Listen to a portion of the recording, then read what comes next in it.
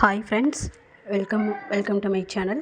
என்னுடைய சேனலை சப்ஸ்கிரைப் பண்ணாதவங்க மறக்காமல் சப்ஸ்கிரைப் பண்ணிடுங்க. நாம் இப்போ இந்த வீடியோவில் தமிழ் முனிவர் வீரமாமுனிவரோட வாழ்க்கை வரலாறு பற்றி பார்க்க போகிறோம்.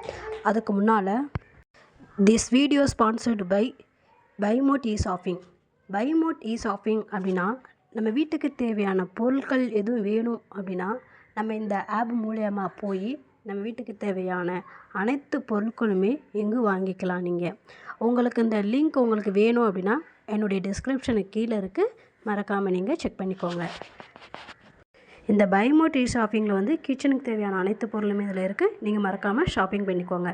வாங்க இப்போது நம்ம வீரமாமுனிவரோட வாழ்க்கை வரலாறு பார்க்கலாம். வீரமாமுனிவரோட இயற்பெயர் கான்ஸ்டாண்டின் ஜோசப் பெஸ்கி. இவரோட நாடு காஸ்திகிலியோன், அதாவது இத்தாலி நாட்டை சேர்ந்தவர். இவருடைய பெற்றோர் சொல்லி பார்க்கும்போது கொண்டல்பே பெஸ்கி எலிசபெத்துக்கு மகனாக பிறக்கிறாரு. இவரோட காலம் 8-11-1680 முதல் 4-2-1747 வரை இவரோட காலம். இவர் தமிழகம் வந்த ஆண்டுன்னு சொல்லி பார்க்கும்போது கிபி 1710 தமிழகம் வருகிறார்.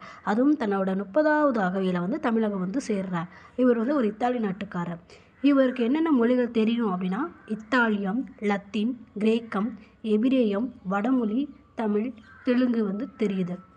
இவர் தமிழகம் வந்தபோது இவருடைய தமிழ் ஆசிரியர் யார் அப்படின்னா மதுரை சுப்பரதீவ கவிராயர் அவரோட தமிழ் ஆசிரியர் ஆவார். இவர் என்னென்ன நூல்கள்லாம் எழுதியிருக்காரு அப்படின்னு சொல்லி பார்க்கும்போது தொன்னூல் விளக்கம். தொன்னூல் விளக்கத்தில் எழுத்து, சொல்லு, பொருள், யாப்பு, அணி ஆகிய 5 இலக்கணங்களையும் தோற்றிருக்காரு. இவருடைய கொடுந்தமிழ் இலக்கணம் முதலில் பேசு தமிழுக்கு ஒரு இலக்கணமாக ஒத்துருக்கு. இவருடைய பிற படைப்புகள் சொல்லி பார்க்கும்போது வேத விளக்கம், வேதியர் ஒழுக்கம், ஞான கண்ணாடி, செந்தமிழ் இலக்கணம், வாமன் கதை, வரமார்ந்த குறுகதை, தமிழில் முதலில் தோன்றிய நகைச்சுவை இலக்கியம், ஞானோபதேசம், திருக்காவலூர் கலம்பகம், கித்தேரி அம்மானை இவருடைய பிற படைப்புகள்ன்றாங்க.